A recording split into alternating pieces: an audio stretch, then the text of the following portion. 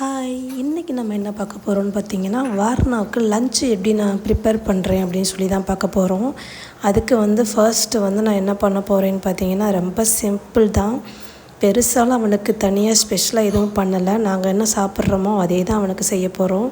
கொஞ்சம் வித்தியாசமாக இருக்கும். சவ் கூட்டு பண்ணுவோம் இல்லையா, அதுக்கு தான் ஃபஸ்ட் நான் ரெடி பண்ணிகிட்ருந்தேன்.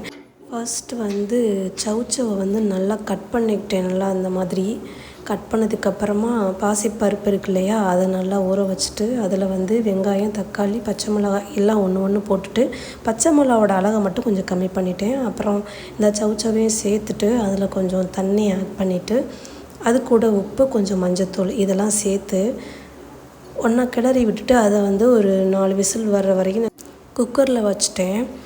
ஸோ இந்த மாதிரி பருப்பு ஐட்டமாக கொடுத்தோன்னா டக்குன்னு அவன் சாப்பிட்றான். அதுவும் இந்த குக்கரில் வைக்கும்போது நல்லா மசிஞ்சு வந்துடுது இல்லையா, ஸோ அதுக்காக தான் இந்த மாதிரி பண்ணிவிட்டு லாஸ்ட்டில் அதை கொஞ்சம் தாளிப்பு கொடுத்து தாளிச்சிட்டேன்.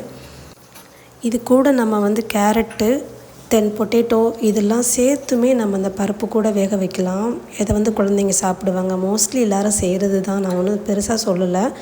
அது மட்டும் இல்லாமல் ஒரே ஒரு முட்டையை மட்டும் வேக வச்சுருந்தேன் அவனுக்காண்டி.